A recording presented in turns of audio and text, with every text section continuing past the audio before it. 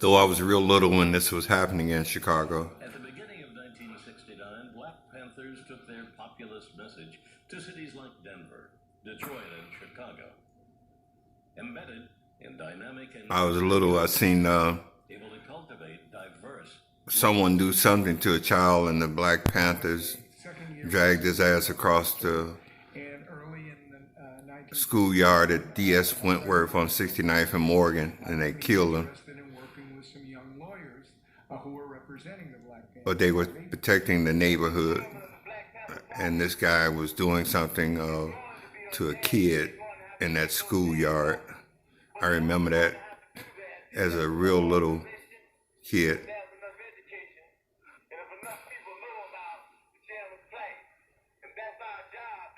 Well, my father knew Two Gun Pete, Stoney Robinson, and different other people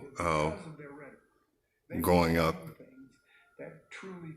in Chicago. Society in the sense of they wanted revolutionary change. They were challenging the police to a degree I don't think. It is funny, really, how your mind thinks of one thing and it's played on TV. They were marked by the FBI's COINTEL surveillance program, which in turn tapped the ambitious Cook County State's Attorney Ed Hamrahan to do their bidding. As early as January of 19... Even though a lot of miserable stuff was happening in Chicago, I kind of miss it. But was already talking about using violence and trying to foment violence. The Black Panther police shootout lasted 30 minutes.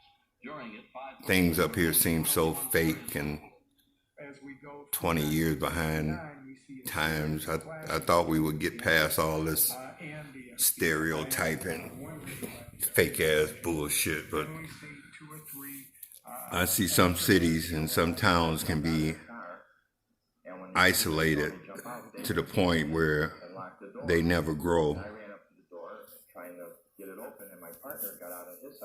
And that's okay. It's very easy for me to figure out people here in Phoenix. And I'm not the sharpest tool in the toolbox. But I do know bullshit when I hear it or see it. He was lying. Nobody was shooting. He started shooting first. This way that they are now, this is years ago in Chicago. They're like that here now. And that's why a lot of times you hear me say they're 20 years behind times.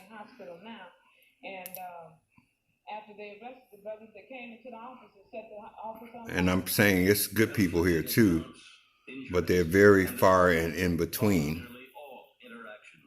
The July 31st shootout at the Black Panthers headquarters on the city's west side saw much of the same. Like history repeating itself as far as a lot of blacks getting shot up here or are locked up for life. It was happening then in 69 and it's happening now in 2018. By the FBI COINTEL program with a specific goal. Though they had, and I think the most of Phoenix police, as far as my part and how they treated me, when they had a consultant come in and charge them with plagiarism, I have to wonder if they're struggling to keep up with the influx of people and the attitudes and different ideologies that they have, trying to make an effort to conform like other states on problems that they have today.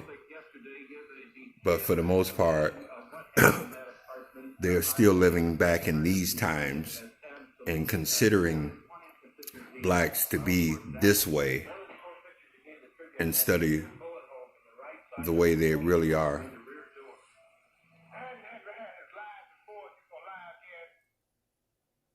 It took 3 years for the Black Panthers Chicago Coalition to take decisive political action that would see Hamrahan voted out of office.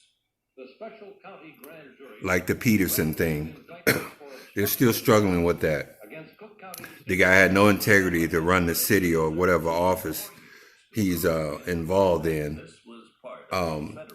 They're so scared that he's going to turn state's evidence in a sense to tell how crooked the rest of the people are.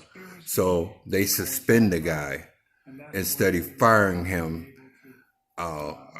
straight off. I mean, you can't have a trusted city job or state job or whatever they call this and have a illegal hustle on the side unless everybody's a crook. And I want to say the latter too. Everybody's got their hands into something else and don't want to be told on. And when you hear things of people getting caught in situations up here, I say it's never aired nationally. It's only to tell one crook that another crook got caught. I miss that lake. I've been out there a lot. It was a reunion and an introduction all at once. Released from captivity, one man finally united with his family. And they still go over there being missionaries, never getting enough to keep their damn nose out of people's religions and getting over there, getting caught and beheading. And it's a shame that the people got murdered over there in Mexico not that long ago. But as I understand it, that they had a different religion of more than one wife, I believe, if that's the same organization. And so they choose to live over there. Now, once they got murdered, I don't know, Phoenix, California, or wherever they went, they were welcomed with open arms, but they had to get murdered, I guess.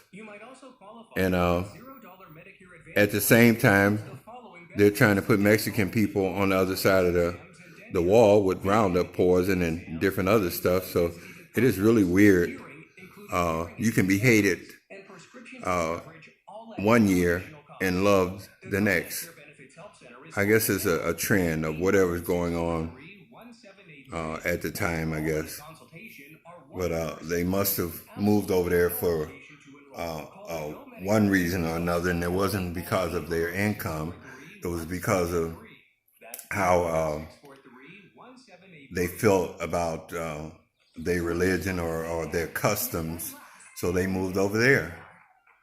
And when they had dual citizenship,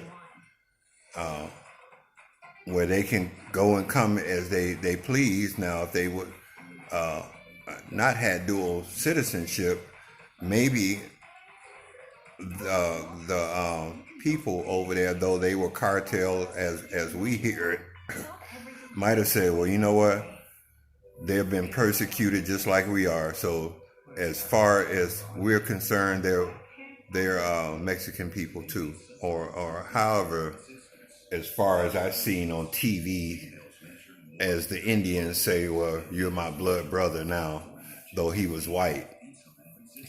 And maybe it would have been something like that, but since they had dual citizenship, maybe these people felt like you're going to choose one side or the other, or maybe it was just a terrible mistake. I don't know. But it seemed like we're still, I'm not saying we, because I have the opportunity to go anywhere in the world that I want to go, being a single man. And so I'm not trapped here, but I'm not running from anything in life, ever. So I don't know. It's just really amazing how things change, but they stay the same.